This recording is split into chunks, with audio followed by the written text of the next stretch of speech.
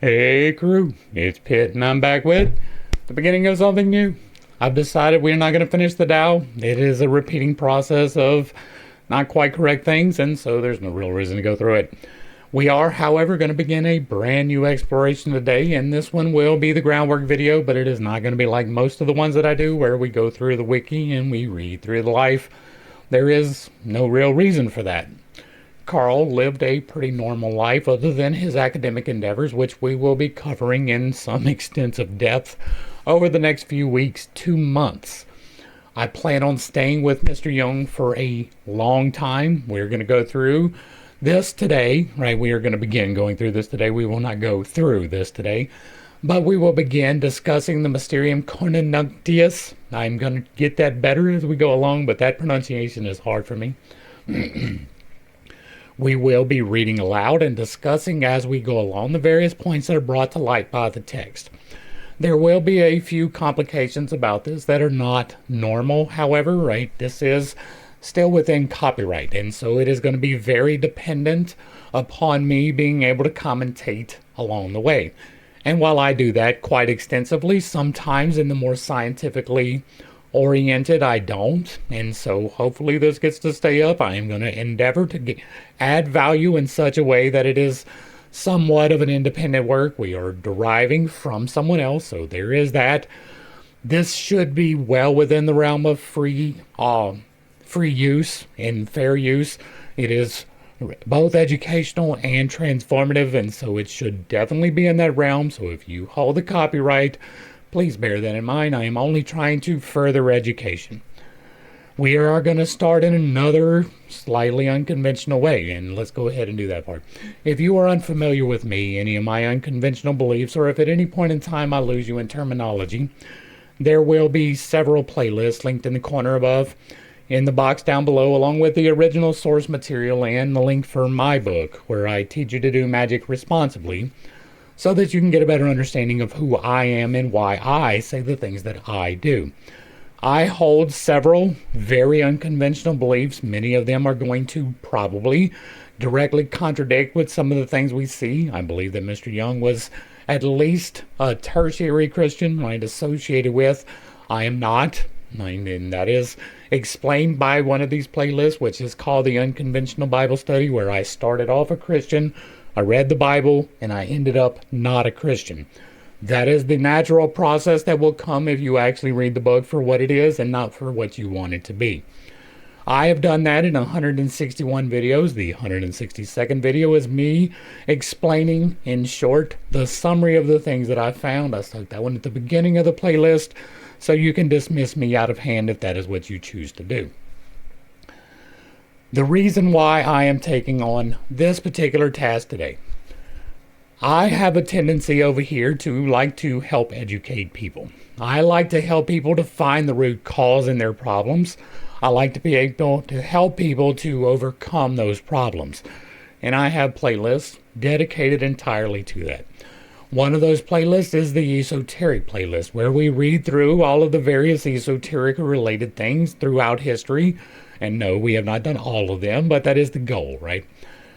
And we see what is good and what is not. And it turns out that there is a lot of not good, right? If you listen to Aleister Crowley, if you listen to Eliphas Levi, if you listen to Cornelius Agrippa, you are doing it wrong. You don't know what you're doing. You should definitely check out this book. It is well worth your time if you are in the magical endeavors. But we have discovered along the way that there was a lot that was not correct. Me starting on this path, this channel existing at all, is entirely dependent upon Mr. Jung.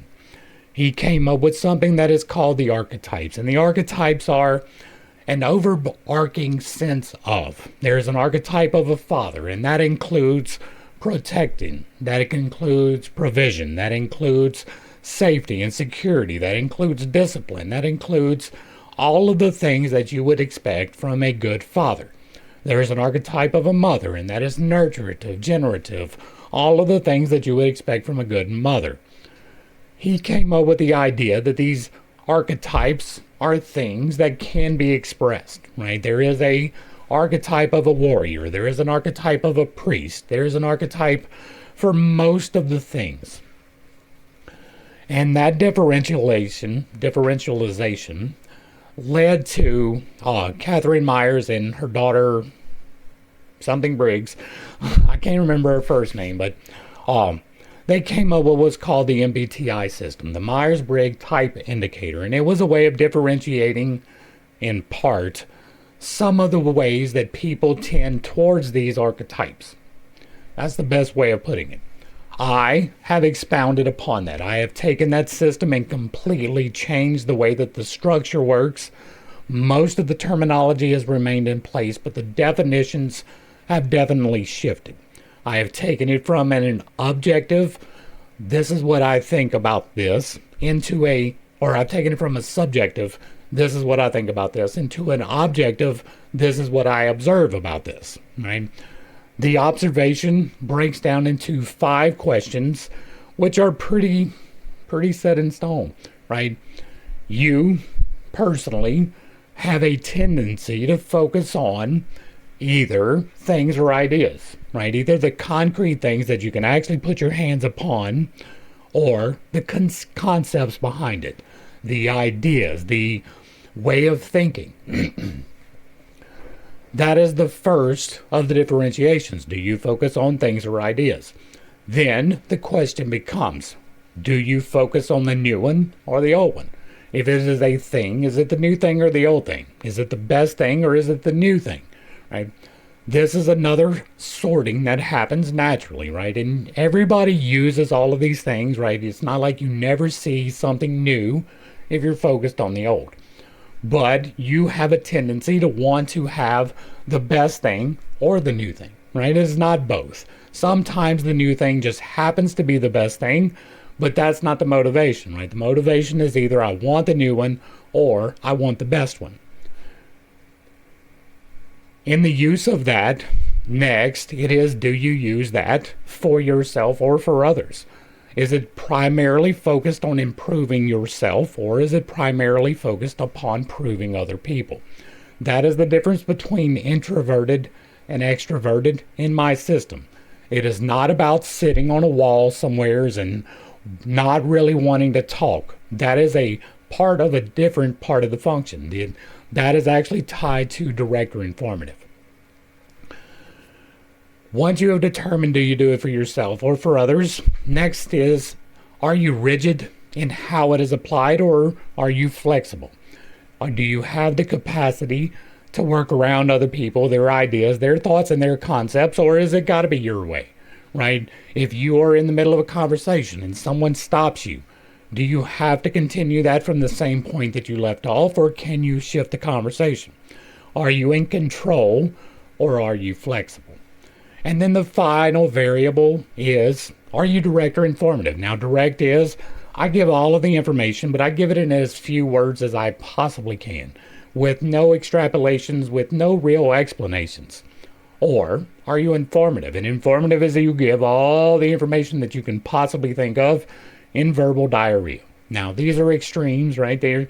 The median is most, but everybody has a tendency towards one side or the other.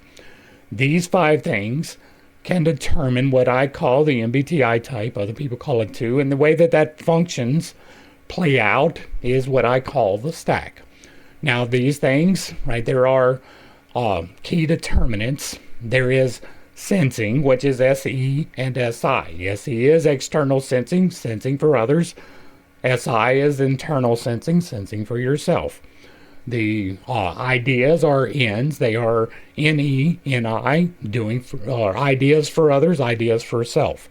There is TE and TI, which is control for others and control for self. And there is FE and FI, which is flexibility for others and flexibility for self. I believe that covers all of the variables, and they get put together in a variety of ways. And those are 8 variables that go down according to what I call the stack. And it begins with an overlay of your 7 internal human chakras and the 1 external. We'll start at the bottom because it is easiest to explain. It is the hardest to get a grasp on, and it is the part that trips you up the most, and that is the base, right? It is around your perineum, the butthole, There is a flex of muscles that is associated with moving energy up and down this stack, but we're just describing the stack. There is the base. The base is the very last function that you use. You do not use it well at all. Most of the time, you use it exactly opposite of what would be best.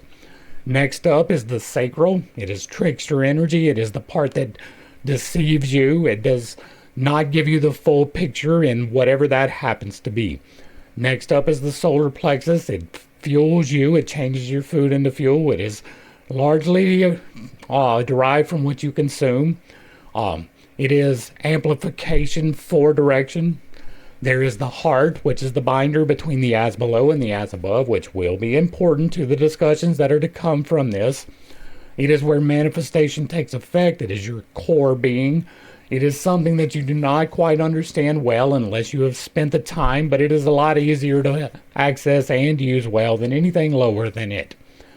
Next are the active parts that you use as a human spirit in incorporeal existence. You have your throat, which is direct or is amplification. That is how you amplify your will, is through expressing it. You have a tendency to miscommunicate whatever is in this particular slot.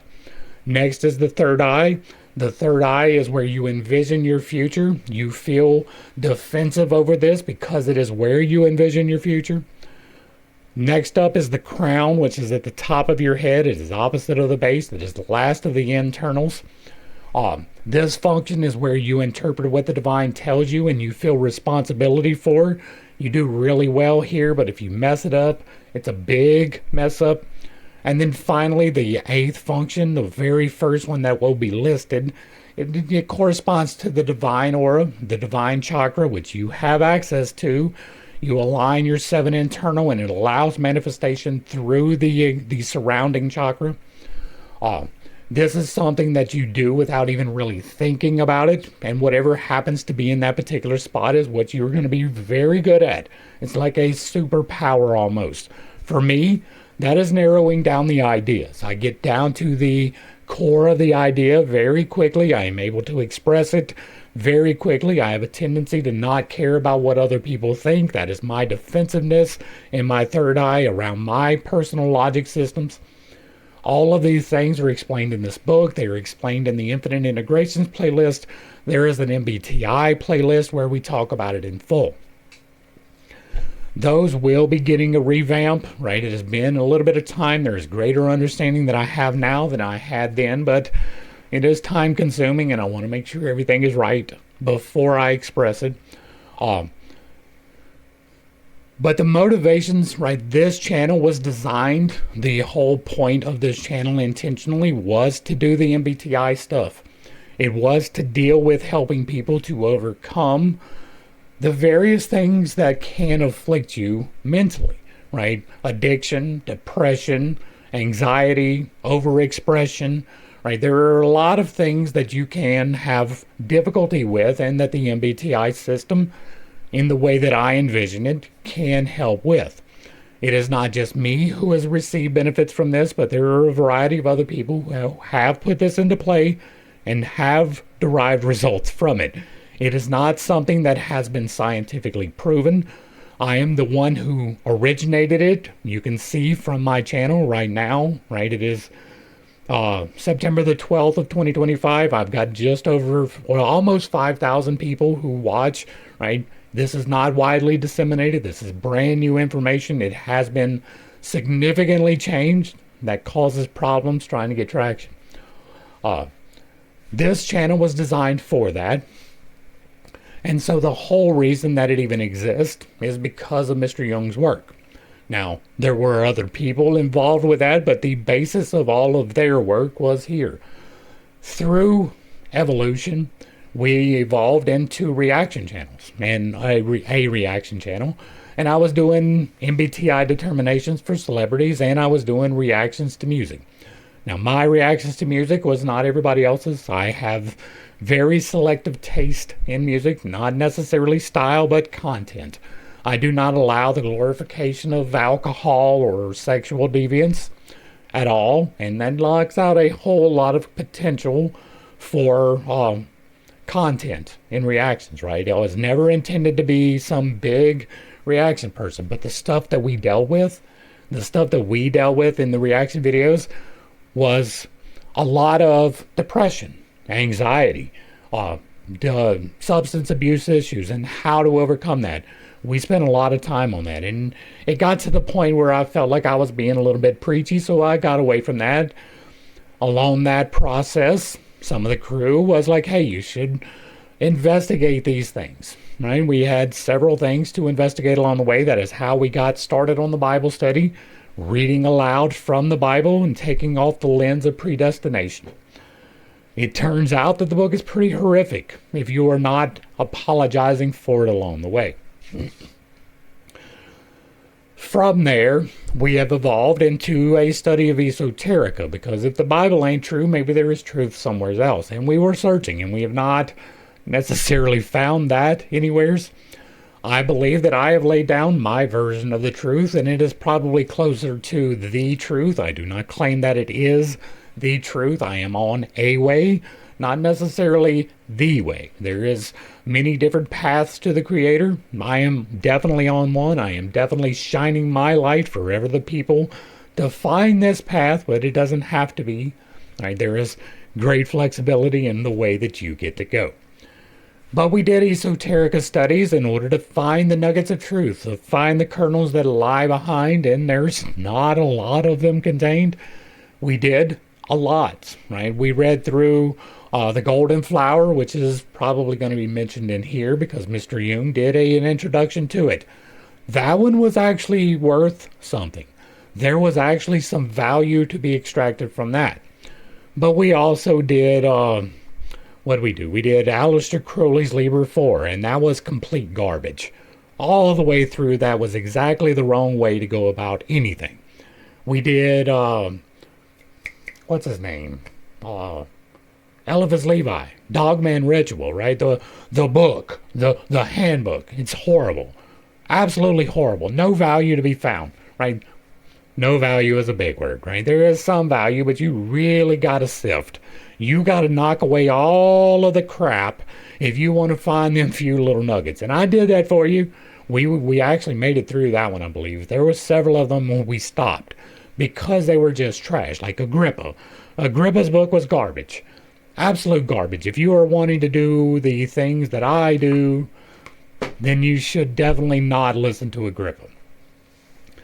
Let's get to that part. Why did he write a book, Pitt? Because I have done something that is a little bit unconventional, right? It was not just about me expressing my beliefs. I have managed to do some alchemy, and that is not physical alchemy with chemicals. I have managed to do magic, to heal myself. Now, that is something a lot of people are going to take exception to, and I do not care. Right? I asked God, hey, can you heal me? And he was like, hey, can you heal yourself? And he showed me how to do it, and I can, and I have. A few years ago when I began this channel, I could talk. And then I started doing news and stuff, and that, I developed a cyst in my throat. I was not able to talk almost at all for a couple of years. I was able to squeak out very hard, a lot of effort, but this process, the things that I have done, have allowed me to remove the cyst from my throat. It was not just prayer that got it done. I did just pray. My mama just prayed.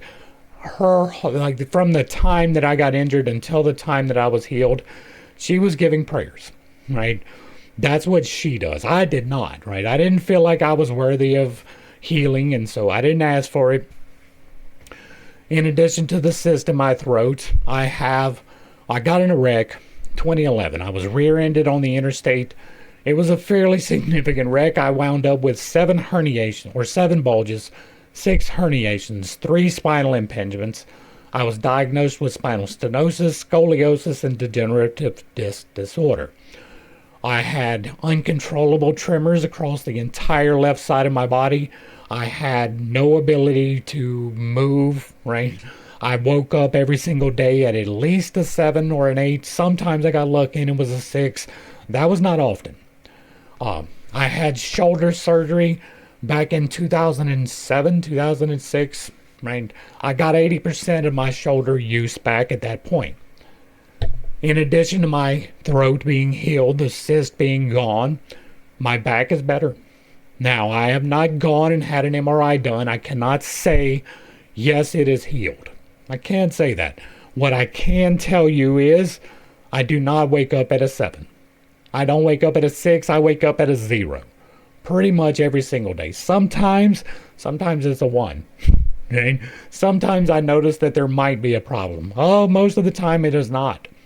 That doesn't mean that I cannot overextend myself. I don't try. I don't know.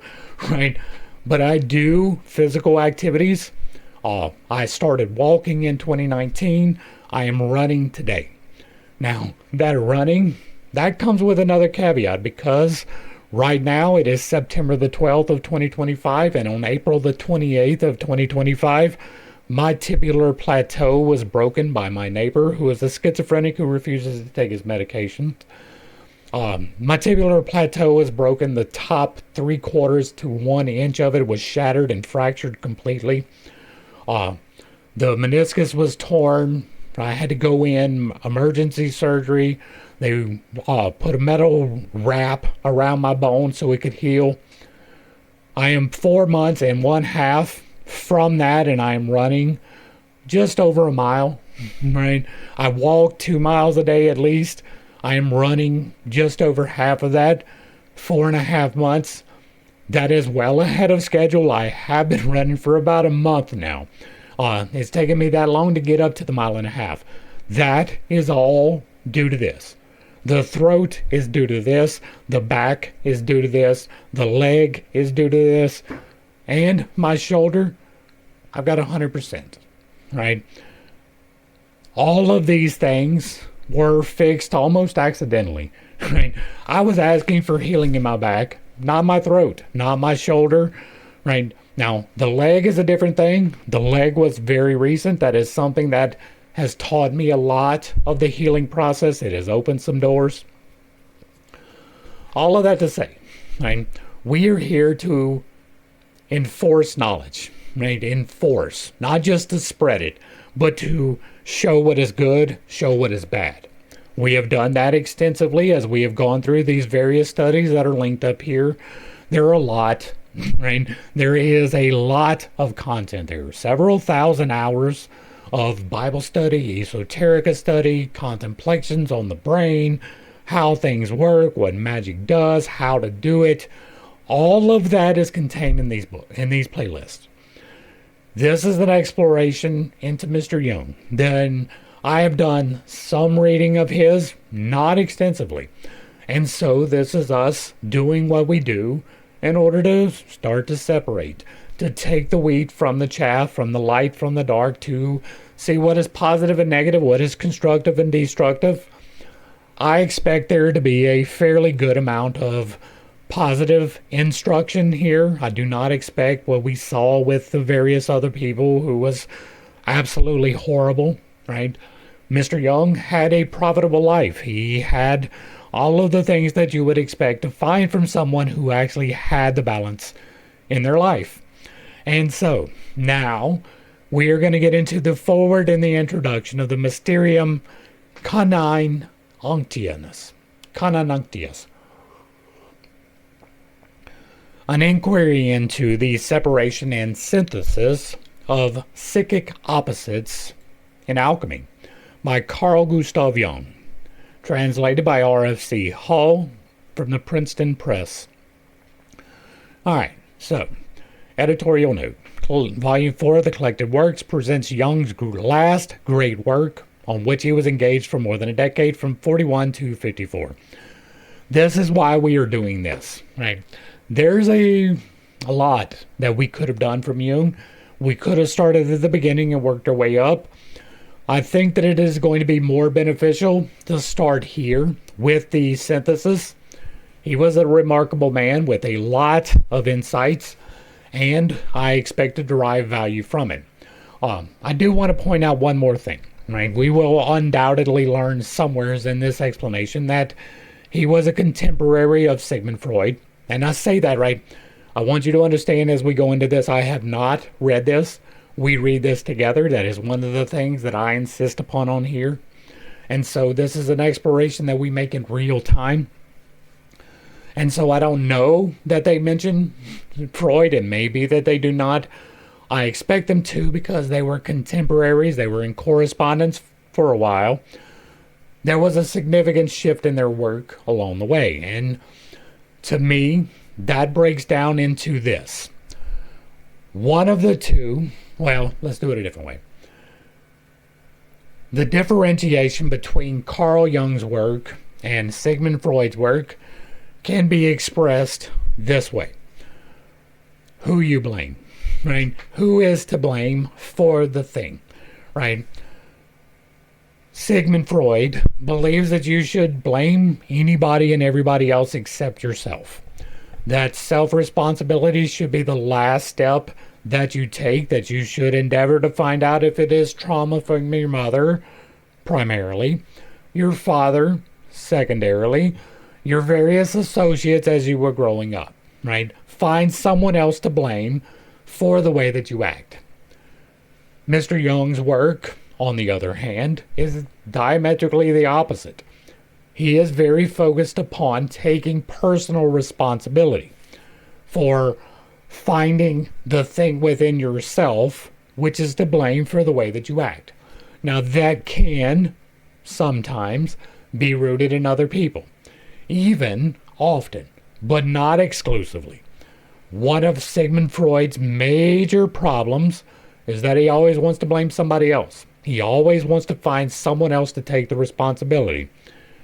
That is the problem that we are facing on a societal level because of the works of Mr. Freud. It is because there are so many psychologists who are Freudians that we are in this problem. It is their absolute refusal to acknowledge reality and to go into the victim mentality, which is what Freud's work is, that has allowed this loss of responsibility that we have in our society. You are responsible for your direction. It does not matter what has happened to you. I can say that fairly emphatically because I have another playlist. There is a playlist, I believe it is called The Origin Story. The first video is Where Did Pitt Come From? And it is a walk through my life in small detail, and it is rather horrific. If you are not prepared for it, be aware there should be trigger warnings. I don't think I put any, but there should be. If there is a type of abuse, I have probably gone through it. Yes, that one, right? I was raped as a child by both men and women. I was physically abused by both caretakers and people that I didn't know. I was ridiculed and abused verbally as well as physically. If you can name the abuse, I have probably suffered through it. I could very well have allowed that to make me into a better human being, blaming someone else for all of those things. Or I could take responsibility for my part in them, yes, even the bad parts. That is not to say that I was to blame for what has happened to me, but there was a lesson to be learned there. I do give a great explanation into these things in the Infinite Integration playlist. All of that to say that one of the reasons why I am a Jungian as opposed to a Freudian is because I believe in personal responsibility. I believe that you are responsible for the direction that you have, despite anything that may have been horrible in your life. I've gone through most of the horrible things. And so I can tell you pretty emphatically, it's up to you. Now, if you are currently in an abusive situation, that is understandable, right? You need to make your way out, make a plan to get out safely, but do so as soon as you can. And then you can come to the understandings, right? Don't give the understanding this is my fault because you are being abused in an abusive situation. Don't do that.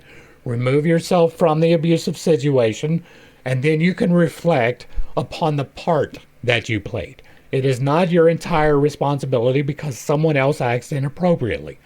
But there is a chance that you did play a part. Maybe it is a tiny part, maybe it is a large part, but there is almost a certainty that you did have a part. Acknowledging that is the path forward. That is where true alchemy begins. And all of that was just to express, I have been through it, right? If I have not walked your exact road, I was at least next door, right? I was at least on the path right here. I was close. I don't claim to hold the fullness of the human experience. There are definitely people who had it worse than me. I haven't lost any body parts, no permanent damage from my abuse, other than quite a few scars. But other than that, nothing, right? All of the mental stuff I have worked through internally in the last couple of years, really. Most of it here on this channel. Most of it quite openly, right? We did a lot of my shadow work going through the reactions. We did a lot more of it going through the Esoterica playlist. Creating the Infinite Integrations playlist helped me to alchemize these things into use. We're here because Mr. Jung had similar interests and a same sense of responsibility. You are responsible for your direction, nobody else is. They can nudge you, they can push you even, but they cannot steer you. You have the tiller. You have the steering wheel. You are in control if you choose to be so. Alright, back to the text. He finished it in his 80th year, as is to be expected from its culminating position in his writings and from its subject matter. The book gives a final account of his lengthy researches into alchemy, and that is the other reason why we are doing this book. I am very much interested in alchemy. It is intrinsic in what I did here. That is not, again, the alchemy that led to chemistry. Right? That was not the search for physical gold, but instead, that philosopher's stone, which is your heart, which allows you to create in your life. That is a real thing. I describe the process. I've got a guide, people. Jung's interest in the symbolical significance of alchemy for modern depth psychology first found expression in 1929 in his commentary to The Secret of the Golden Flower. Right? We have done that. It is part of the Esoterica playlist. It's not old. It might be old enough to put into the ancient lore, but I'm not sure. The theme was taken up again in his Aranos lectures of 1935 and 1936, which formed the basis of Psychology and Alchemy, originally published in 1944. Further research has led to the publications of essays now included in Alchemical Studies, Volume 13 of the collected works, a preliminary study of the special symbolism of the Coniunctio in relation to the psychotherapeutic problems, appeared in the Psychology of the Transference, 1946, while the connection between philosophical alchemy and Christianity was elaborated in Ion, 1951. This one I'm going to pop out real quick because it may go on the list. Right? I am definitely not a Christian. Right? But Jesus had a lot of really good teachings. Right? My main contention is he was not the savior of all mankind. That is victim mentality. That is Freudian psychology, right? You are responsible for what you have done. The entirety of the Old Testament reinforces that there was not a sacrifice necessary for you to be forgiven from sin at all. That is in almost every single chapter in the Old Testament, right? Or almost every single book. Many times it is multiply referenced in several chapters within the books. But all of them, like almost all of them, I think there's only two that really does not tell you that you do not need a sacrifice in order to be saved. There is no hell in the Old Testament at all. There is no real heaven. There is the abode of God. That is not really the same thing to the Jewish people. Right? That is something that has been extrapolated upon. There's something that has been added to. Hell, as a burning pit of fire for your iniquities, is an entirely New Testament concept, except it might be in Hinduism too. I just received that information yesterday, so I'm not assimilated that fully. I haven't done the investigation. But it is definitely not a thing in the Old Testament. In addition to that, there was no prophecy of a virgin birth. That was simply not a thing. That is completely misinterpreted for a reason. I mean, religious systems are control systems. They are made to control the actions of people, and sometimes that is beneficial, but many times it has a tendency to overcompensate and to restrict things that may not have necessarily been needed to be restricted.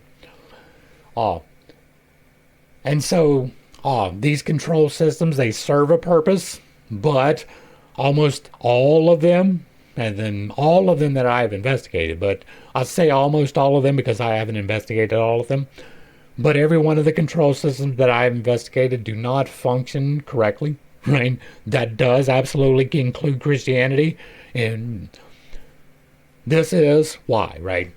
You are fully able to walk down the aisle and say your prayer of salvation in front of the entire congregation, and then you go to work the next day and you lie to your client, or you steal from somebody, right? And if you are taking extended breaks at work, you are stealing from your boss, right? Whether that is your actual boss who owns the business, or if it is a corporation, if that boss makes $1 and I make a dime, that's why I shit on company time. That is you being a thief, right? You agreed to work this amount of hours for this amount of money. That is your choice, your agreement. If you don't live up to your choice and your agreement, you will get the negative consequences. I'm getting off track here. These control systems, they serve a purpose, but many times they are over-restrictive. If you can go and walk down this aisle and you can say this thing, and then you can go and not live that thing, then the change never actually happened. There was no true alchemy of the soul. There was no change within you if you go and lie to your clients or steal from your boss. That does not mean that you cannot take a bathroom break. That doesn't even mean that you can't waste time every once in a while, but if you make a habit out of it, you're a thief. It is really that simple. Just as much as if you make a decision based upon skin tone, you are a racist. If you make a decision based upon genitalia, you are a sexist. If you are stealing from someone, you are a thief. All right, let's get back to the text.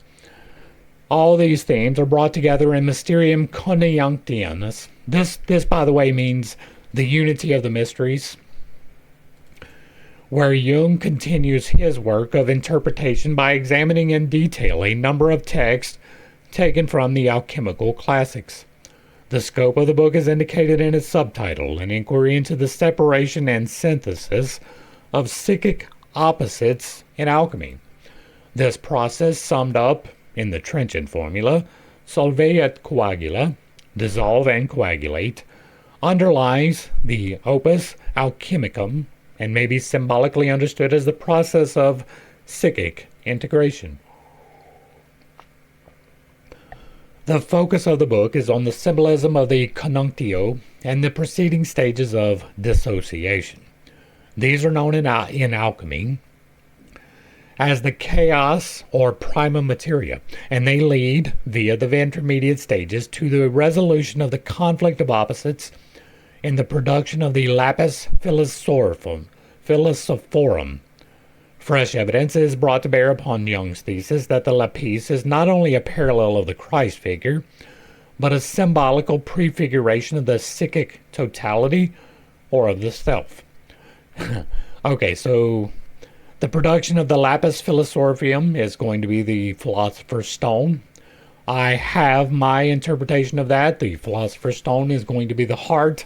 That is the part that binds together the lower trinity and the upper trinity, the as below and the as above. If you bring those into accordance, you can manipulate the energy through your heart into the divine to create alchemy. That is a real thing. Now, whether that is a parallel of the Christ figure, we will find out, right? There are many things in the legend of Christ that are not true. Jung's inquiry is of a highly advanced character and necessitates a wide knowledge of the concepts of analytical psychology in general and Jung's previous publications on alchemy in particular.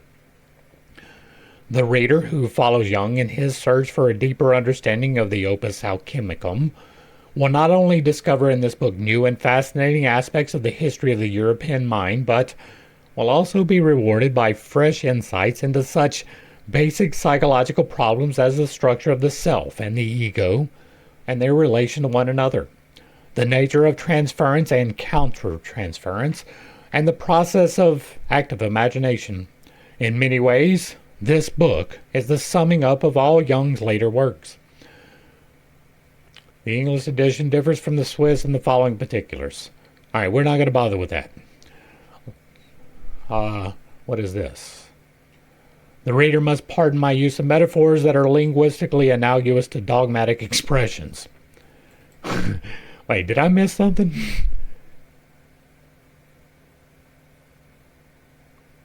Yeah, that was the Swiss. The differences between doesn't matter to me, right? Let's see what this is, okay. If you have conceptions of things you can have no conceptions of, then the conception and the thing appear to coincide. Yeah. Wow. Okay, let's hit the logos.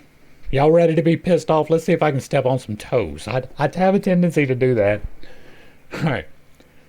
Before the beginning, there was God, and God was infinite and without form, the void, so to speak. And then God decided, hey, I'm going to become, and so he became the creation. In that becoming of the creation, he limited himself from the infinite into the finite. I define the finite as the spirit.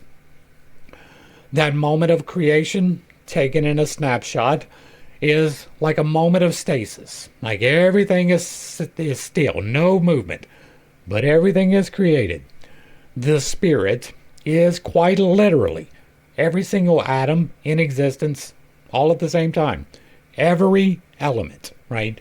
All of them. And at that moment of creation, all of them came into existence, full. None of them yet combined into molecules or compounds. And then God said, I am the light, and he became the light, and the light was good. Right? That was the process. That is a problem with Genesis. He did not say, let there be light. He said, I am the light. And he was, and I am good. Go read the book. And so, in that process, when he said, I am the light, he set the spirit into motion. All of those elements began to combine because light is the exchange of heat visible, right? You get to see light because heat is being created. Now, that is everything set into motion. Well, that's the logos. Everything becoming something new, changing the now into the next. It was never a single man, ever. Every single person in existence ever is an equal distribution of the logos. But in addition to that, these glasses are an expression of the logos. This book is an expression of the logos. This air that is surrounding me is an expression of the logos. All of it is seamless. You perceive seams.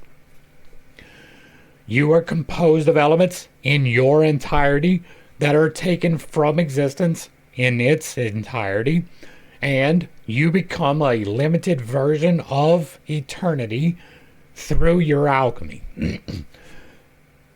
The inside of you, the Holy Spirit, that logos, is changing your breath into the various elements into your body. It takes your food and transforms it into fuel. It keeps your heart beating, your blood circulating. That is the logos in action. The logos in action is also the things that you speak into being, change. You can visibly see a representative of the logos as it occurs outside of yourself in a couple of ways. One of those is fire. Fire is a representation of the logos. It is changing this fuel into this result, which makes all of these fuels, right? Or not fuels, that would be waste product, but it is an alchemical process that you initiate by striking the spark, but it is a physical change, and you get to see the heat as a physical representation of that change. Lightning is the exact same thing. This plasma surrounding you, it contains potential energy, both positive and negative. When we see lightning strike, the process that is happening is alchemy. The lightning is ionizing all of these various elements and molecules, and it's breaking apart some and it is recombining others. It is taking the humidity in the air, which is dihydrogen oxide, H2O, and it is turning it into new things, right? It is making hydrogen sulfide, and it is making ozone, and it is making various other things, right? It is transforming what is into something new, and you get to see it, right? It is a visual representation of the change that is occurring. That is what light is. What you see is the exact same thing happening. And so logos could never be a person. It cannot be any one person ever at any one time. There was never a single person who was the full representation of God. Is that clear enough? I hope so. Right? No one else is responsible for your sins. There is nothing that you can kill physically that is going to change you mentally. Right? Now, the reason for the sacrifice was so that you would have a penalty for the bad things. If you did something that was wrong, you had to kill this thing that you were planning on eating or selling in order to make amends for that. But that wasn't for the eternal. That was for now.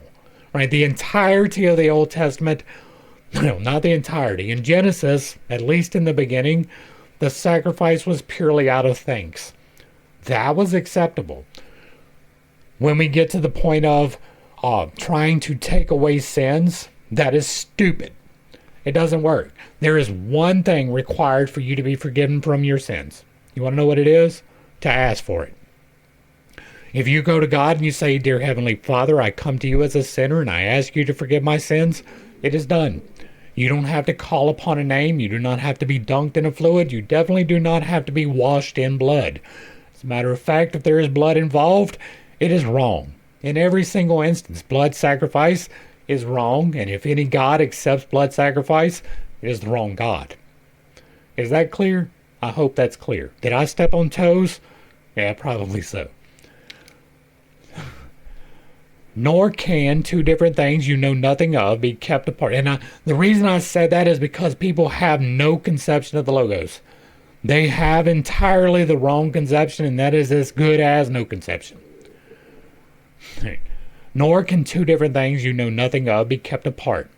I must therefore expressly emphasize that I do not go in for either metaphysics or theology, but am concerned with psychological facts on the borderline of the knowable. This is not me. I go into metaphysics and theology, but my theology is definitely different than most people's. I serve the God who is the creator through the use of the Holy Spirit. I have manipulated that Holy Spirit to be able to heal myself physically. I make bold claims. I base my theology upon the one true God, and I do not claim that it is the only way. So, if I make use of certain expressions that are reminiscent of the language of theology, this is due solely to the poverty of language, and not because I am of the opinion that the subject matter of theology is the same as that of psychology. There is not a great separation, and one of the main problems that we have is that they think that there is. Psychology is very definitely not a theology. No, it is the understanding thereof. Theology is how God works. Do anybody, or does anyone have that full knowledge? No. Emphatically no. If anybody tells you that they do not. Everything that I state, I maintain as speculation. Right? I will give you the logic behind it. I will show you how I made the decisions. I will tell you as much information as I possibly can, but I do not claim to have full knowledge of the God who is. Right? I serve him fully and completely to the best of my understanding. But psychology is the understanding of how the brain works. Theology is the physical mechanics of how the brain works. You don't have to like that. It is a natural science that seeks to describe experienceable psychic phenomena. In doing so, it takes account of the way in which theology conceives and names them, because this hangs together with the phenomenology of the contents under discussion. But as empirical science, it has neither the capacity nor the competence to decide on questions of truth and value, this being the prerogative of theology. And again, that is not true. Right? There is truth. There is. You are born exactly as you should be. There is no need whatsoever to artificially take off anything, with the exception of disease, right? If you have a grievous injury to your arm and it is not savable, cut it off. Yes. But your genitalia was not assigned incorrectly. Psychology should be able to emphatically state that. Psychology should be able to look at biology and say, you know what? You have these genitalia for a reason. And it doesn't matter if you are an effeminate male or a masculine female. Both of those are perfectly fine. It does not matter if you are same-sex attracted. That is perfectly fine. There is no way that you should ever cut off genitalia. Right? Now, that again is taking away the cancer aspect or something along those lines, right? Mastectomies happen for a reason. You shouldn't be volunteering for that. You shouldn't be doing it out of fear I might get cancer.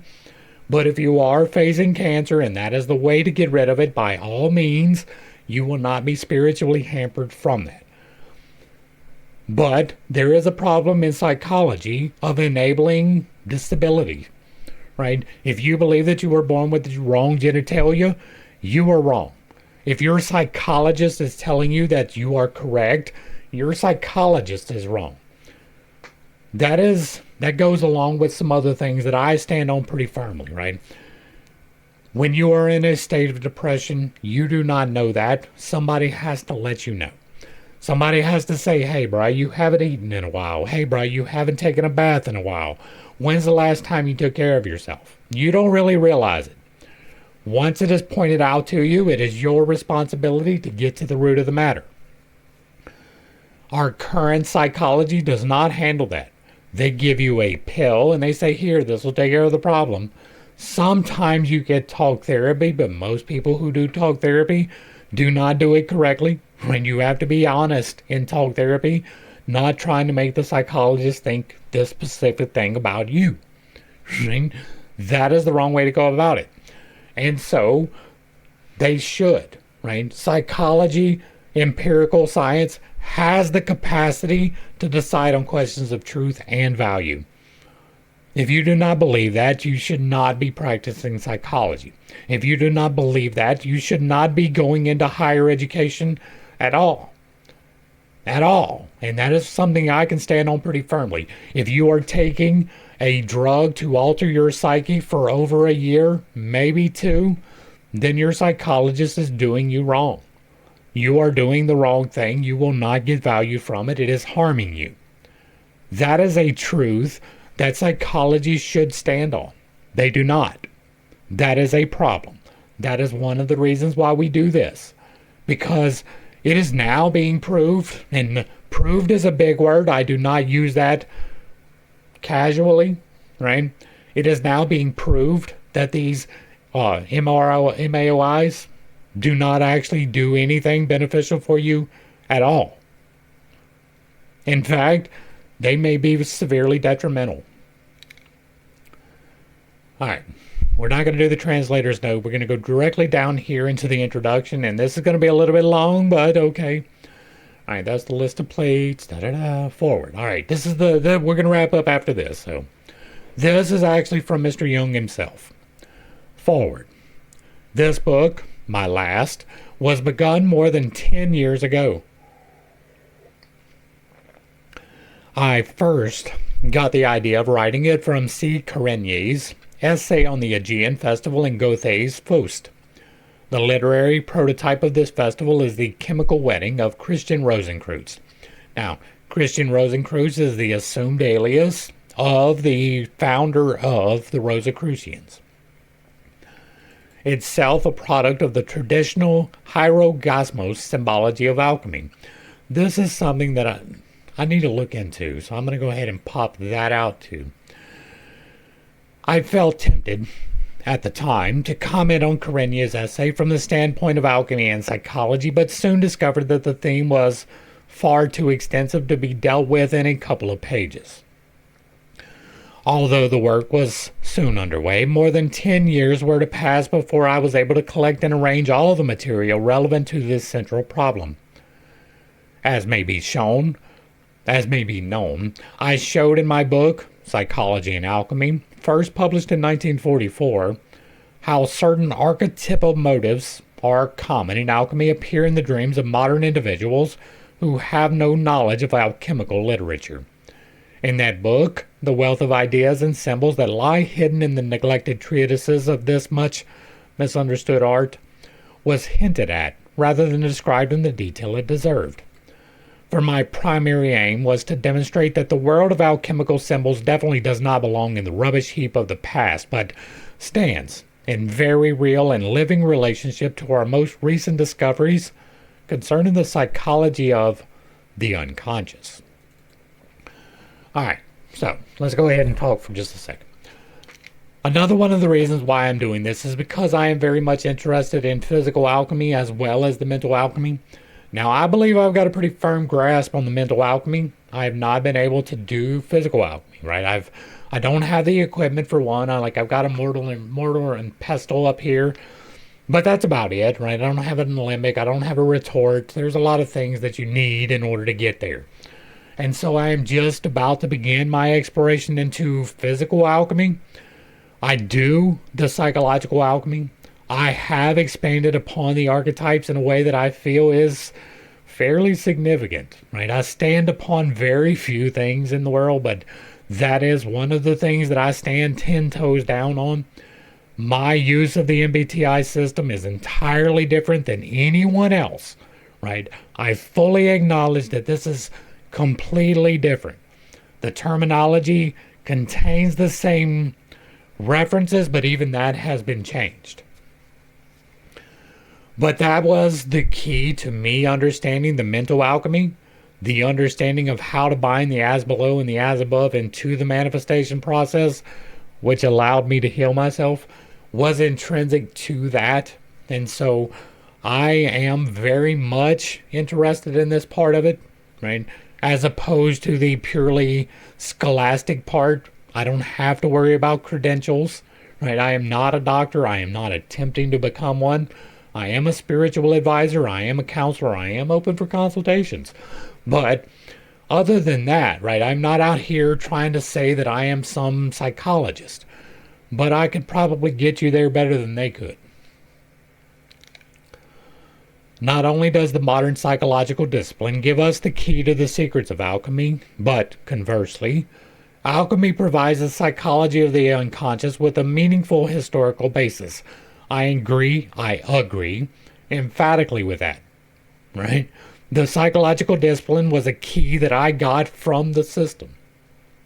Now, systems are continuously evolving. Even my system that I used with effect has had some recent developments that are better explanations, right? Not contradictory, but better explanations of things. And so we will never have a full understanding. There is always some more to learn. I do not claim to be a master of anything. I am merely an adept along the way. Those things are important as well. I do not claim to have all knowledge. I do claim to have a small bit. I don't claim to be able to do everything, but I do claim to be able to do something. And I have physical results. Not just physical results, though. I also have the fruits of the Spirit. Right? I have a good relationship with my wife and my 2 children, both of my parents, most of my family, and my neighbors. Right? I have those abundances already in my life. I have the ability to help people both psychologically and physically to heal. And so I absolutely believe with this. It does give us both the key to the secrets of alchemy and a way to to unlock what the unconscious is telling you in a meaningful way with historical basis? All right. This was hardly a popular subject, and for that reason it remained largely misunderstood. Not only was alchemy almost entirely unknown as a branch of natural philosophy and as a religious movement, but most people were unfamiliar with the modern discovery of the archetypes, or had at least misunderstood them. Indeed, there were not a few who regarded them as sheer fantasy, although the well-known example of whole numbers, which were also discovered and not invented, might have taught them better, not to mention the patterns of behavior in biology. Just in this right here, these patterns of behavior, I can explain in extreme detail and do in chapter 4 of my book. Right? The why you make the same mistake over, the reason most people go to counseling is explained, and it is fairly simple to grab a hold to. There are certain parts of your stack that don't work necessarily well. I will use myself as an example. I am an INFJ, right? Introverted ideas feeling judging, which means that I am looking for the best idea for myself than for the tribe. I am flexible in the manner in which I accomplish that, and I am direct in my delivery. That gives me NIFE, TISE, NEFI, right? Or SI on the bottom. And my SI is higher. And so, I have a problem with SI on the bottom that is demon. That means that I am going to have a problem with a pattern of behavior where I don't organize things the best. I'm not the best at cleaning things. I'm not the best at maintaining the correct memory of something, right? I need some kind of stimuli in order to remind me to do these things in the right way. That is one of the problems that I have. This is part of my stack, and it is a pattern of behavior that I can explain. There are other people who have the same problem, but some people have a different problem in the bottom, right? My problem in the bottom is organization and physical experience for myself. Addiction is definitely an indication of an SI demon or trickster. Most of the time. Not always. It is never always. Right? But many of the people who have addictive problems tend to have a problem with SI in the very bottom. Or sometimes SE, but it's more likely SI. But for instance, if someone else had TE, which is what other people think, they're not going to understand what people are telling them.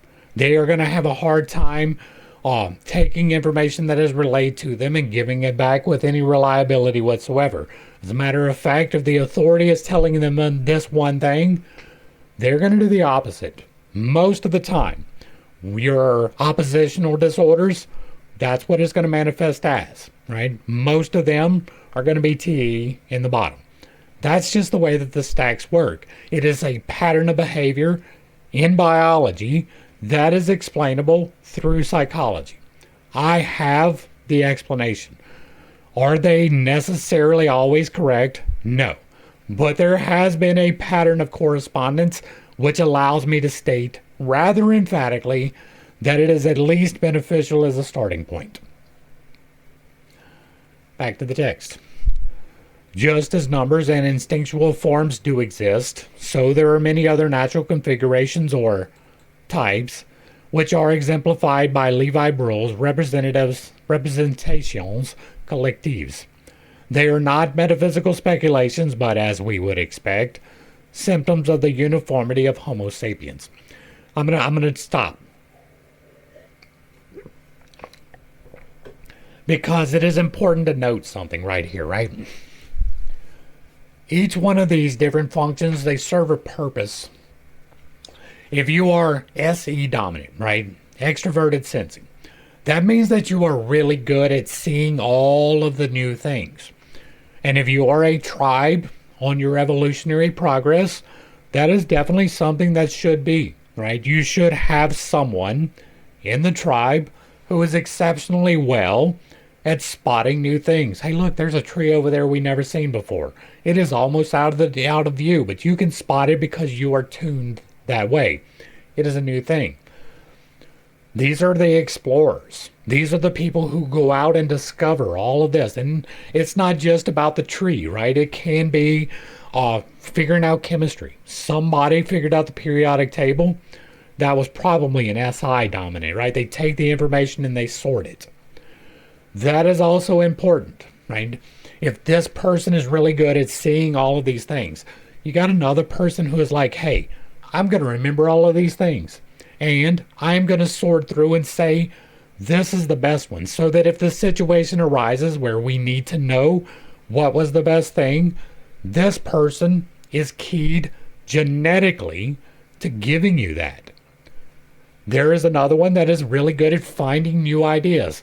That's where innovation happens. But they're not really good at determining which ones are the best ones. Somebody else does that. I'm not the best at finding new ideas. I'm really good at sifting through them. My particular gift, genetically, is to be able to recognize patterns. If I see enough input, I can pick a pattern out. Now, sometimes that is not correct, but most of the time it is. It is something that is a gift for me genetically. Each one of these plays a part. I can explain this in the scientific process. You have one person that comes up with the idea. That's the NE. You have one person that tests the idea. That's the SE. You got one person that takes those results and collates them into the most probable answer. That's the SI. And then you have one person who takes that and they extract from that what the best idea was. That's the NI. These things play out in a variety of ways. There are 32 real variations, and there is multiple variations within the various types. But these things, they pretty much explain every single niche that we have as Homo sapien.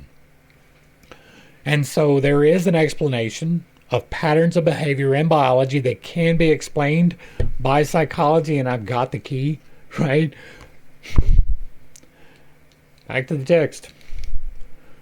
Today, there is such a large and varied literature describing psychotherapeutic experiences and psychology of the unconscious that everyone has had an opportunity to familiarize himself with the empirical findings and the prevailing theories about them. This is not true of alchemy, most accounts of which are vitiated by the erroneous assumption that it was merely the precursor of chemistry. Right, and now that is an important thing too. Chemistry did derive from alchemy, but it was not the primary reason, right? From the readings that I have had, yes, physical experimentation was a thing, but most of the alchemical work was internal. Most of it was turning shit into good things. Herbert Silberer was the first to try and penetrate its much more important psychological aspect, so far as his somewhat limited equipment allowed him to do so. Owing to the paucity of modern expositions and the comparative inaccessibility of the sources, it is difficult to form an adequate conception of the problems of philosophical alchemy. It is the aim of the present work to fill this gap. As is indicated by the very name which he chose for it, the spagyric art, or by the oft-repeated saying, solve et coagula, dissolve and coagulate, the alchemist saw the essence of his art in the separation and analysis, on the one hand, and synthesis and consolidation on the other. For him, there was, first of all, an initial state in which opposite tendencies or forces were in conflict. Secondly, there was the great question of a procedure which would be capable of bringing the hostile elements and qualities, once they were separated, back to unity again. The initial state, named the chaos, was not given from the start, but had to be sought for as the prima materia. And just as the beginning of the work was not self-evident, so to an even greater degree was its end. There are countless speculations on the nature of the end state, all of them reflected in its designations. The commonest are the ideas of its permanence, prolongation of life, immortality, incorruptibility, its androgyny, its spirituality and corporeality, its human qualities and resemblance to man, homunculus, and its divinity. Alright, so here is something that I want to be abundantly clear about. I want no equivocation about this, and if you have followed along at any point, you understand I do not do that often, right? I'm very equivocal about many things. You are not to seek prolongation of life or immortality as an ends, right? You should endeavor to take care of your vessel the best you can. You are a spiritual being having a human experience. You navigate this device. You are not this device. And your soul, the part of you that makes the decisions, it is identified with the ego. There are several misattributions to the ego, separating it from the spirit or from the soul. They are incorrect. The body is, or you are, consist of three parts. There is the body, the physical corporeal part, the temple of God, the meat suit, however you want to refer to it. There is the part that makes the decisions, which is the soul, and the soul is the individualized piece of divinity that is assigned to this particular vessel, right? You are assigned this car to navigate through this 5D space. The means by which that happens is the Holy Spirit. When you make a decision, it is not you that makes it happen. When you say, I want to wiggle my fingers, what actually happens is that you, the soul, makes a decision. The spirit translates that decision into an electrical signal. It would be visible if it was not contained within you. Change happening. Just like the lightning, just like the fire. That spark runs down your neural pathways to your fingers and makes them move. So you make the decision, but you don't make it happen.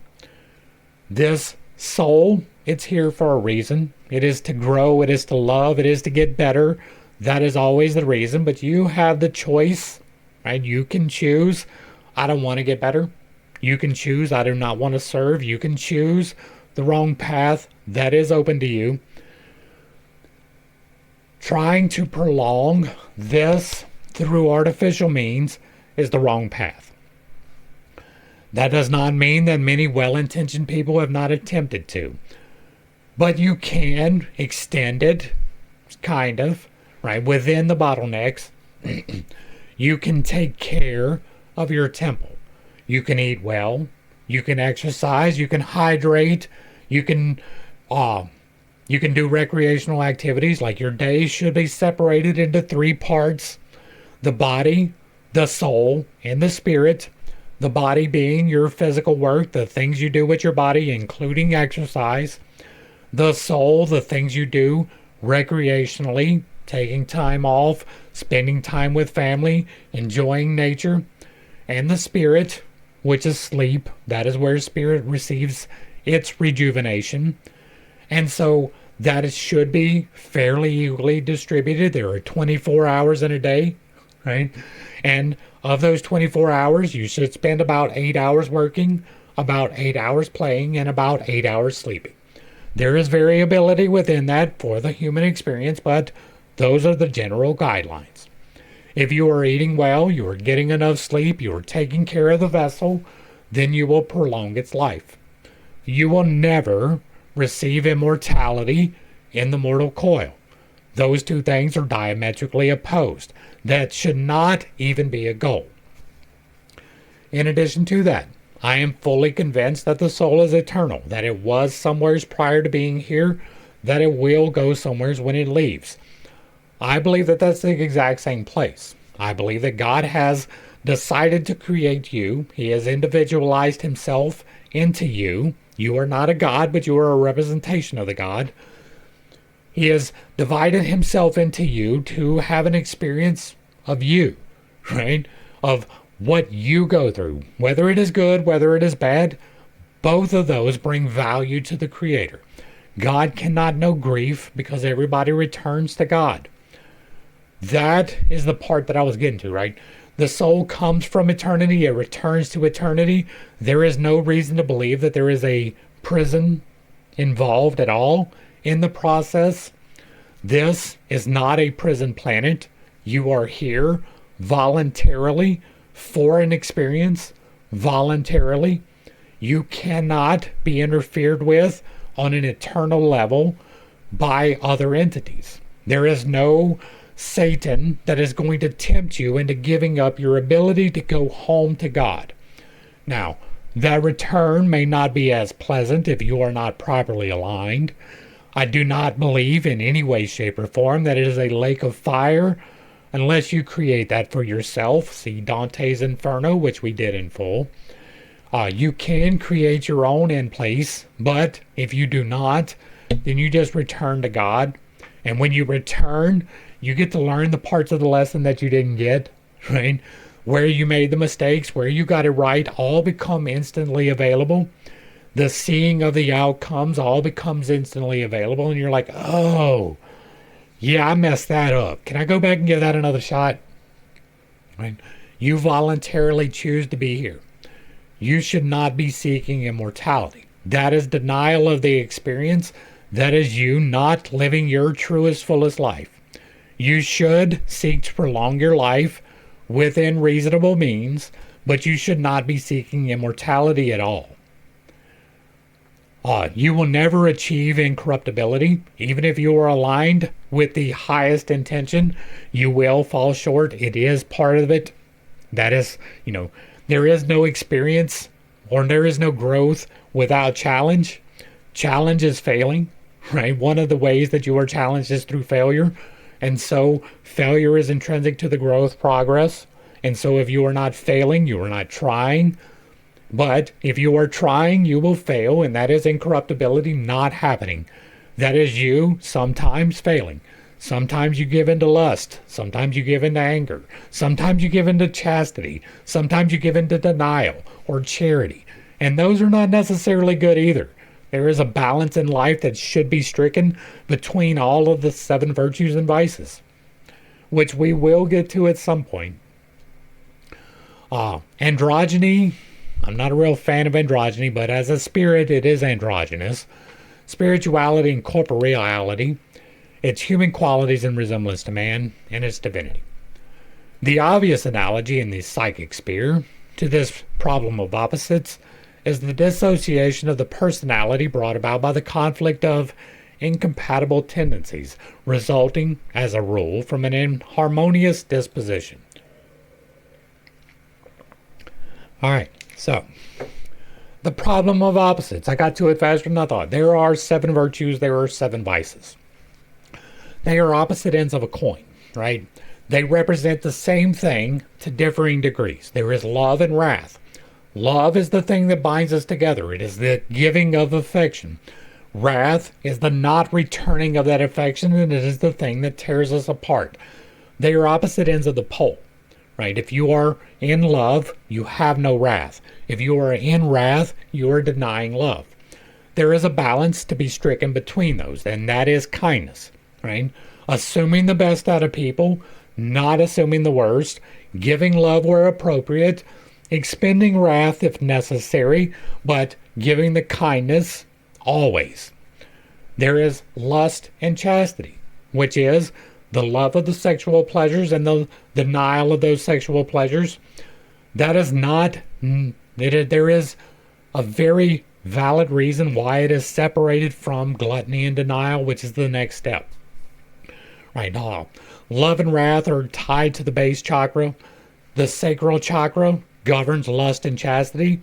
That is about physical generation. It could be the creation of children. It doesn't have to be, but it is about what you desire to physically create. The things that you lust after are sexual, but it is also things you want to create as well. The key between those, right, between lust and chastity is sacred union. You are meant to have sex. That's why you have genitals. But you are not meant to have sex with everyone, right? Sacred union is the balance between lust and chastity. Appropriate sex in the appropriate way. There is gluttony and denial.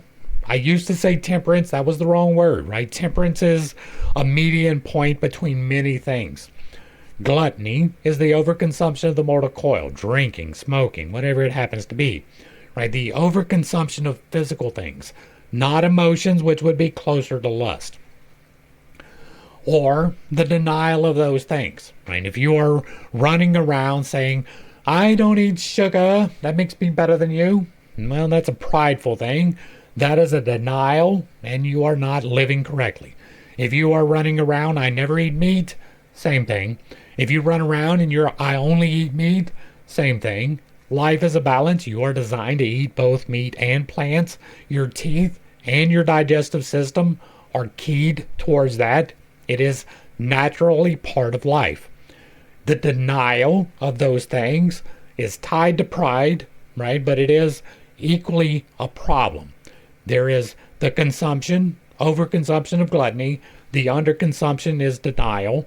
And the median between those is going to be moderation, eating the appropriate thing at the appropriate time. There is greed and charity, right? Giving away of the things of the mortal coil, the love of the things of the spiritual coil. Neither one is intrinsically good. If someone is telling you to give away all you own and come and follow me, that is the wrong instruction. You are meant to have things, but not all of the things. The binder between those is going to be generosity, giving away appropriately, retaining appropriately. Next up is pride and humility. That is going to be centered around the throat chakra, and that is taking too much credit for the things you have done or giving away too much credit for the things that you are done. Neither one is good. You should take pride in a job well done, but it does not make you better than anyone. And the median between those is going to be thankfulness, right? Thankful that you have the ability to do a job well. Thankful that other people are able to assist you and giving them the credit where you can, right? Not even just sparingly giving credit, but giving away as much credit as you can will benefit you in your life. I promise you. Next up is the third eye. That is sloth and diligence. Sloth is not doing things. Diligence is doing things a little bit too much, right? Workaholics, diligent. They are always working, but they don't take any time for recreation. That is an imbalance. People who sit around and play video games all day, I used to be there, right? I spent a lot of time in World of Warcraft. That is sloth. That is not chasing your dreams. You should be chasing your dreams. You should work for 8 hours a day, right? You can take your recreation. There's nothing wrong with playing video games. Don't let it rule your life. The moderation between them, patience, taking the appropriate action in the appropriate timing. And then finally we have the crown, which is hope and despair. Whether everything is going great and you choose to find shit, or if everything is going shitty and you choose to find gold. That is where it happens, right? The median between hope and despair is going to be faith, trusting that it will work out as it is supposed to work out if you take the appropriate action. It will not work out if you do not take action. That is leading towards despair. These are the 7 virtues and vices. Now, the divine chakra is not ruled by any of these, but the other ones are.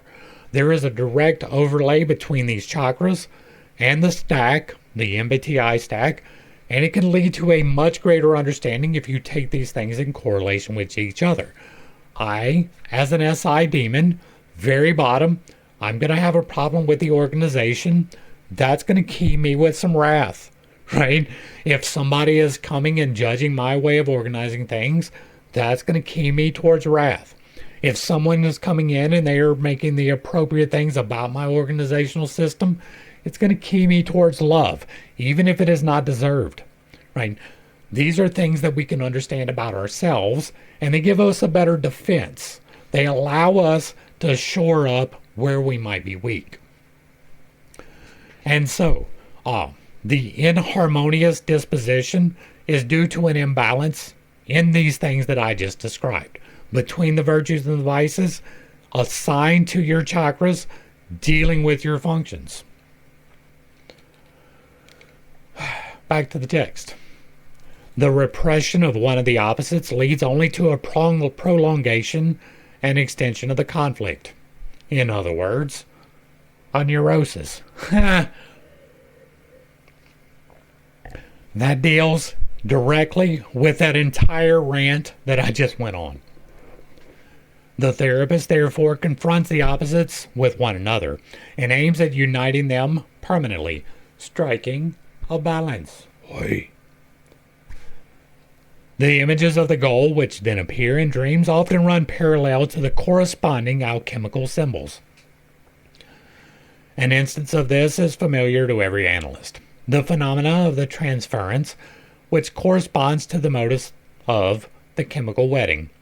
To avoid overloading this book, I devoted a special study to the psychology of the transference, using the alchemical parallels as a guiding thread. Similarly, the hints or representations of wholeness or the self, which appear in the dreams, also occur in alchemy as the numerous synonyms for the lapis philosophium, which the alchemists equated with Christ. That's going to be a major problem right now. There are multiple definitions of Christ. There is the one that the Christians have, which is that this guy came and he was the salvation of mankind. That is the wrong one, right?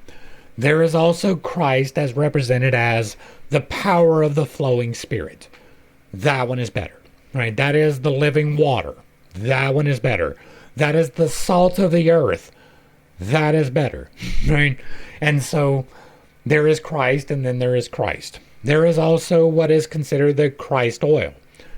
There is a process, which I do describe in the book, by which you can release dimethyltryptamine, DMT, within your own mind without any external stimulation. That means you're not taking any of the chemicals, right? You're not doing ayahuasca. You're not doing psychedelics at all.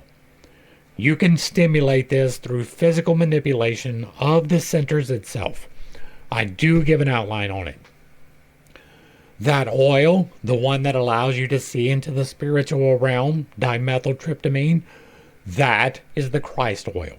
That is the part that is more or better associated with this. Now, that comes from your third eye, which is centered around your pineal gland, right? The actual chakra and the physical thing are not the same. They are just tied together. This one is between, if you go just in front of your ears, right? Just in front, right where they begin. And you make a line between these 2 points, and then you come between your eyes and you come down to the back of your skull where it comes down like this. And you go right at the point where it comes down and you draw a line. Where those two intersect is going to be your pineal gland. That is going to be the center for your third eye chakra. That is the part that you can stimulate to create these oils. That is also different from the Philosopher's Stone. The Philosopher's Stone is the part that melts together the as below and the as above, allowing the chemical synthesis to happen within yourself, doing magic. That is the heart, not the third eye. The heart. There are reasons from that we will probably get into as we go along, and this is already getting long, so I'm going to continue. Because of its great importance, the last relationship gave rise to a special study, ion. Further offshoots from the theme of this book are my treatises, The Philosophical Tree, Synchronicity, an Casual Connecting Principle, and Answer to Job. That'll be an interesting one we may wind up getting to, because I have done a study of Job. It does not belong in the Old Testament probably at all, but it does have some very remarkable answers contained within that book. I'm going to ask you a question. If you're a Christian, this is probably going to piss you off. How many perfect people ever walked the earth? According to the Bible, right? According to the Bible, there were 3 people who were perfect in their works, right? There was Enoch, who was perfect in his generations and was caught up to God. There was Jesus, who was perfect in his application and was caught up to God. And there was Job, who by God's own admission in the book of Job was the perfect man, doing the perfect thing in the perfect way, and yet still he was afflicted. There is a lot that can be extracted from Job.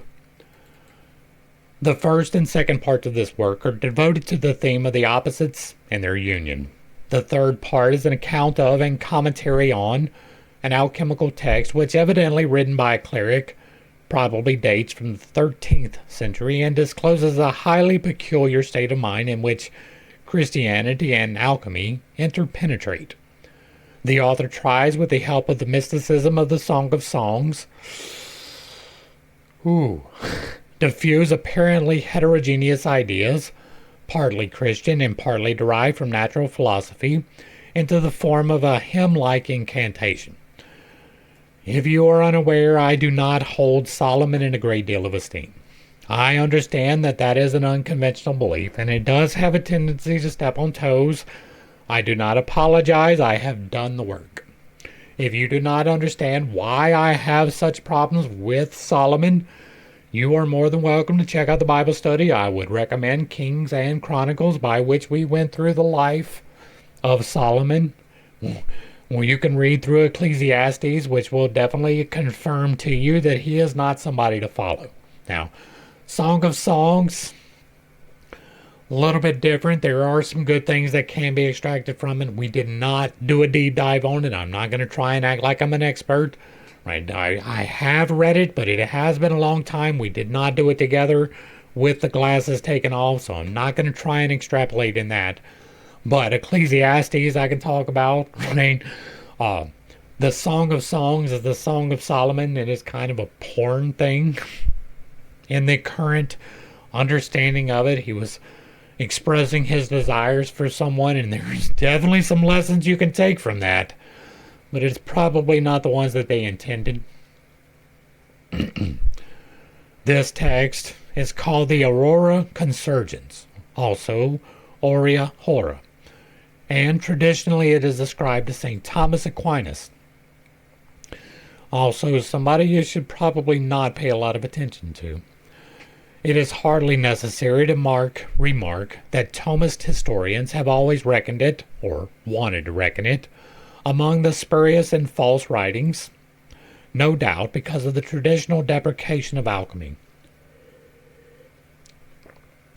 This negative evaluation of alchemy was due in the main to ignorance. People did not know what it meant to its adepts because it was commonly regarded as mere gold making. I hope I have shown in my book, Psychology and Alchemy, that, properly understood, it was nothing of the sort. Alchemy meant a very great deal to people like Albertus Magnus and Roger Bacon, and also to St. Thomas Aquinas. We have not only the early testimony of Zosimos of Panopolis from the 3rd century, but that of Petrus Bonus of Ferrara from the beginning of the 14th century, which both point to the parallelisms of the alchemical arcanum and the God-man. Aurora Consurgens tries to amalgamate the Christian and alchemical view, and I have therefore chosen it as an example of how the spirit of medieval Christianity came to terms with alchemical philosophy, and as an illustration of the present account of the alchemical problem of the opposites. I'm going to pause one more time at least to talk about this one thing, right?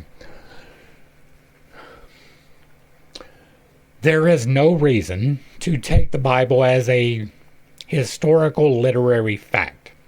It contains historical facts, that is true, but it also contains severe distortions. There is no reason, really, to believe that Moses existed. He was not referred to at all in Kings or Chronicles.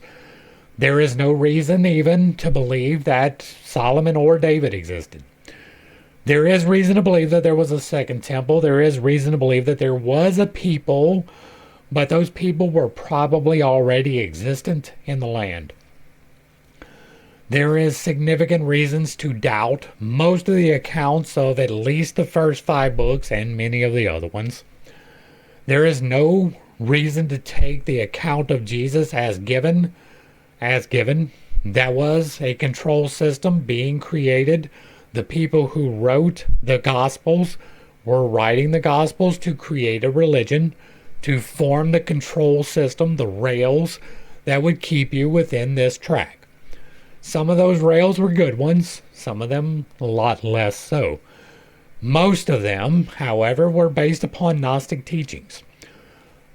That is a big Big thing. Gnosticism existed for several thousand years. All right, at least two. I'd say several. Several's probably an extrapolation, but at least two. It was existent well before the existence of Christ. It was existent after the death of Christ. None of that is necessarily related. But if you read through the Gospels, it turns out that they are allegories, right? Now, some people will take exception to that, but they have not explored the idea. If you read the Gospels as an allegory, they somewhat make sense. If you read them as a literal explanation of things that actually happened, they do not. I will use two examples of direct, provable problems, right? First off, when Jesus was born, there is an account given in the Gospels that there was a genocide that took place, that Herod decided to kill all of these children. There is no reason to believe that. There is no historical evidence in support of that outside of the Gospels. There is no independent corroboration whatsoever that this thing happened. And the Romans were very good for recording things of that type. Even when they did bad things, they wrote it down. They put a positive spin upon it, but they put it down. There is no way possible that there would not be multiple accounts of this thing happening. There is no reason to believe that there was a genocide. There is no reason to believe that Jesus was born in Bethlehem. There is no reason to believe that Jesus was gone to Egypt at any point in time. All right, so that takes care of the foundational problem, right? Now, there was no prophecy of a virgin birth. That was something created. All right, now, what was the second point? The first point was that there is no virgin birth. There was no prophecy. There was no real reason. There was no reason to believe that the genocide happened. At the other end of the spectrum, when Jesus died, we get an account that there was an earthquake and the sky went dark. There is also an account that the veil was torn inside the temple at the same time in the same account. Now, as far as the temple part goes, I do not know.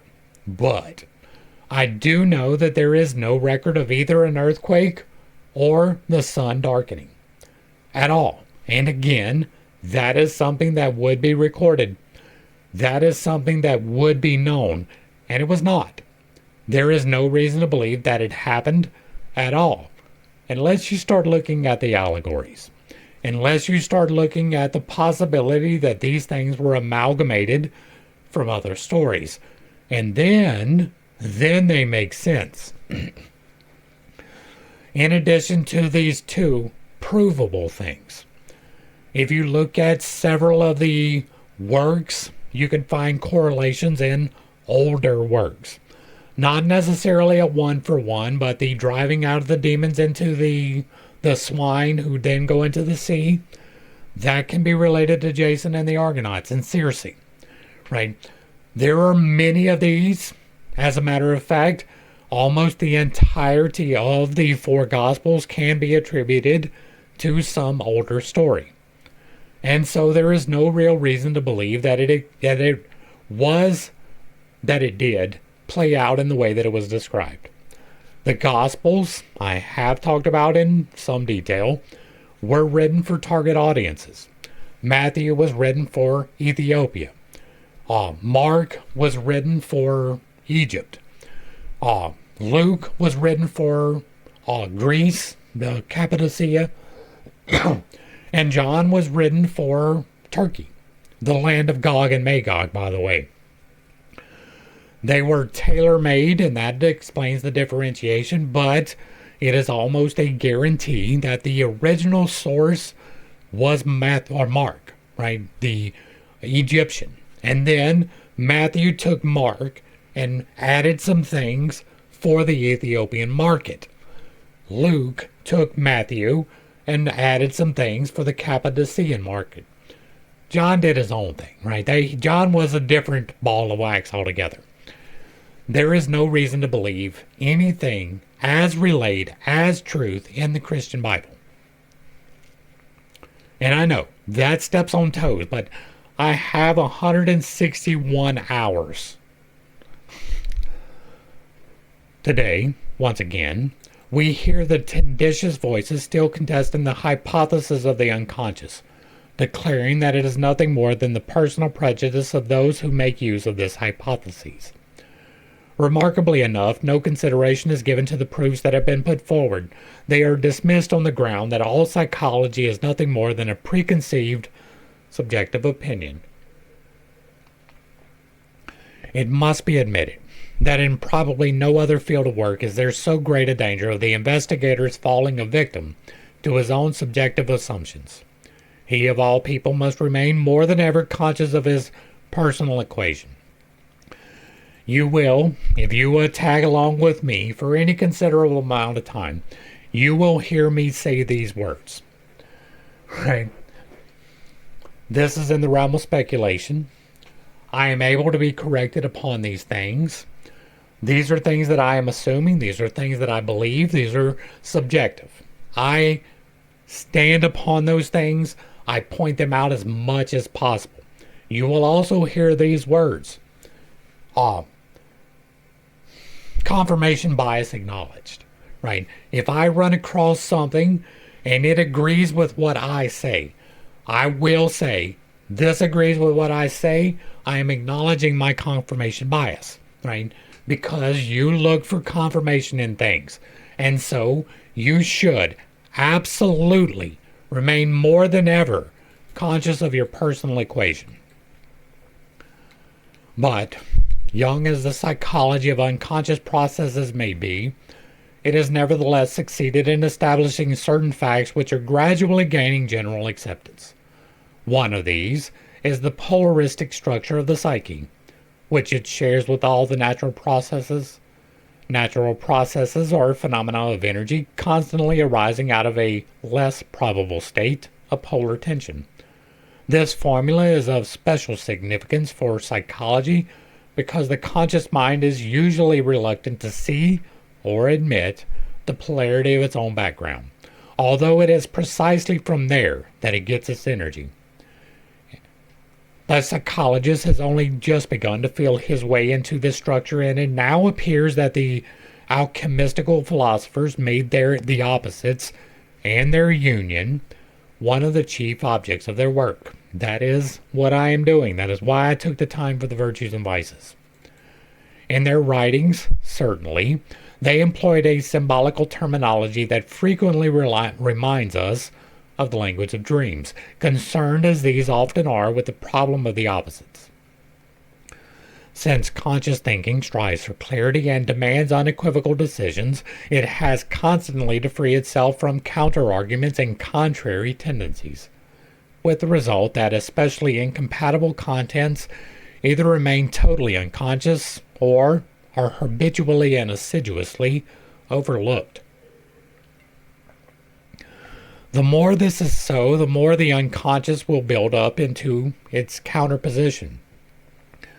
As the alchemists, with but few exceptions, did not know that they were bringing psychic structures to light, but thought they were explaining the transformations of matter, there were no psychological considerations to prevent them, for reasons of sensitiveness, for laying bare the background of the psyche, which a more conscious person would be nervous of doing. It is because of this that alchemy is of such absorbing interest to the psychologist. For this reason, too, it seemed necessary to my coworker and myself to subject the alchemical conception of opposites and their union or reconciliation to a thoroughgoing investigation. However abstruse and strange the language and imagery of the alchemists may seem to the uninitiated, they become vivid and alive as soon as comparative research reveals the relationship of the symbols to processes in the unconscious. These may be the material of dreams, spontaneous fantasies, and delusional ideas on one hand, and on the other they can be observed in the works of creative imagination, and in the figurative language of religion. The heterogeneous material adduced for comparison may seem in the highest degree baffling to the academically educated reader who has met these items only on an impersonal context, historical, ethnic, or geographical, but who does not know their psychological affinities with analogous formations, themselves derived from the most varied sources. He will naturally be taken aback, at first, if certain symbols in ancient Egyptian texts are brought into intimate relationship with modern findings concerning the popular religion of India, and at the same time with the dreams of unsuspecting European. But what is difficult for the historian and philologist to swallow is no obstacle for the physician. His biological training has left him with far too strong an impression of the comparability of all human activities for him to make any particular to-do about the similarity. Indeed, the fundamental sameness of human beings and their psychic manifestations. If he is a psychiatrist, he will not be astonished at the essential similarity of psychotic contents, whether they come from the Middle Ages or from the present, from Europe or from Australia, from India or from the Americas.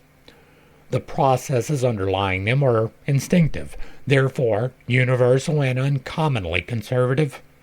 The weaver bird builds his nest in his own particular fashion, no matter where he may be, and just as we have no grounds for assuming that he built his nest differently 3,000 years ago, so it is very improbable that he will alter his cycle, his style, in the next 3,000.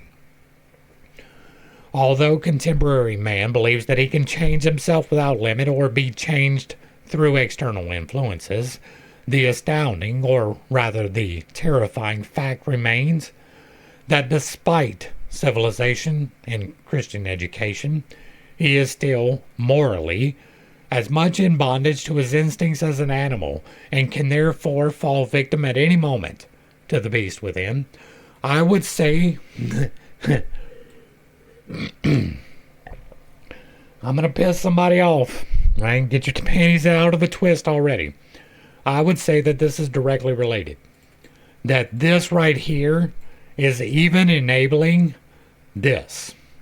And especially this.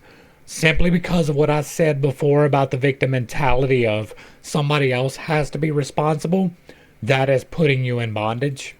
Right? That is giving you an out for your bad behavior. This is a more universal truth than ever before, guaranteed independent of education, culture, language, tradition, race, and locality. Investigation of alchemical symbolism, like a preoccupation with mythology, does not lead one away from life any more than a study of comparative anatomy leads away from the anatomy of the living man.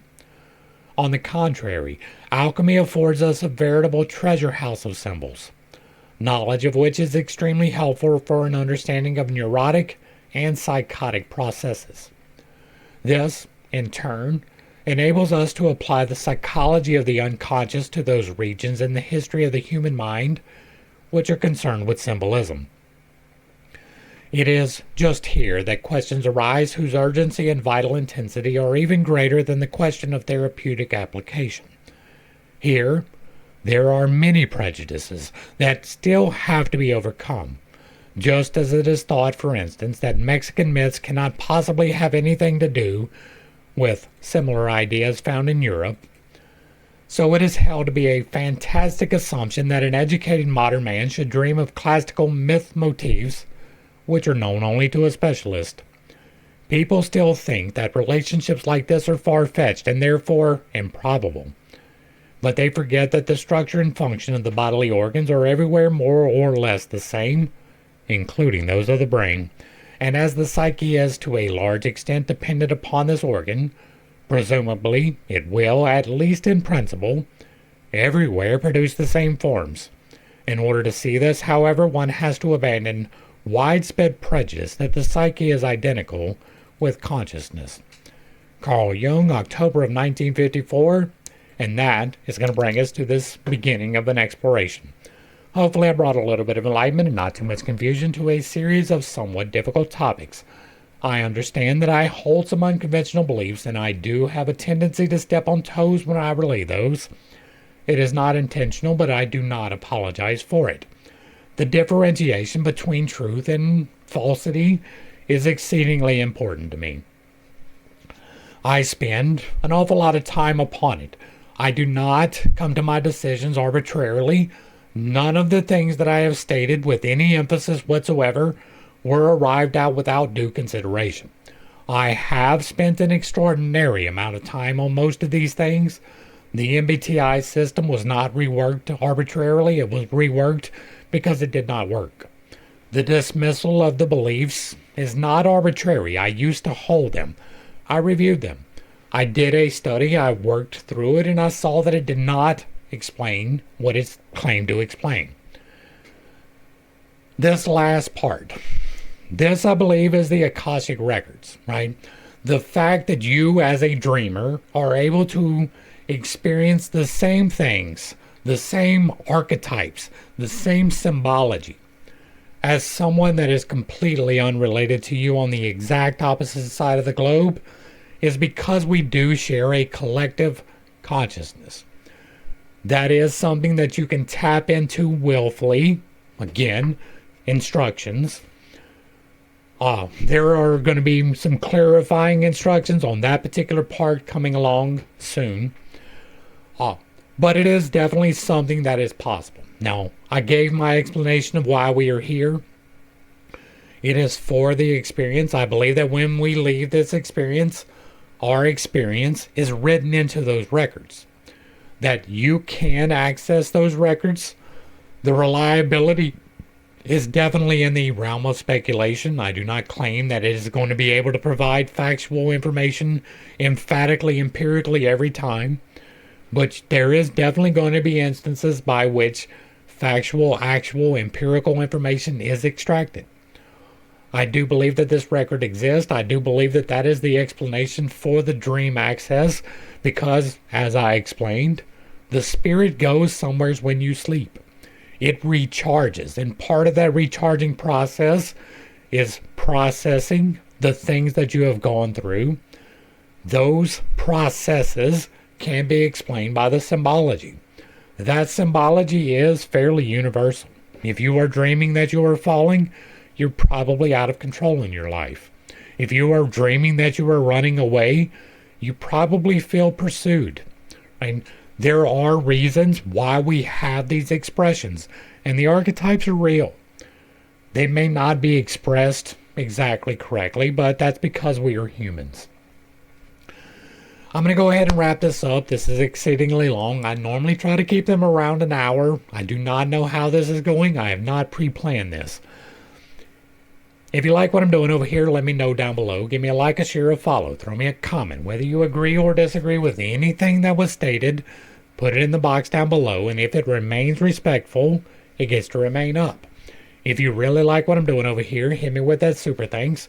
Consider joining for a membership or picking up a copy of my book where I teach you to do magic responsibly and to live as a responsible human being in the same short volume. To the crew, thanks for hanging out. I appreciate every single minute that you are here with me, and I am praying for you every single day. Until next time, I love you. God loves you. You are perfect, whole, and complete, just the way that you are. And this has been Pitt State. Peace.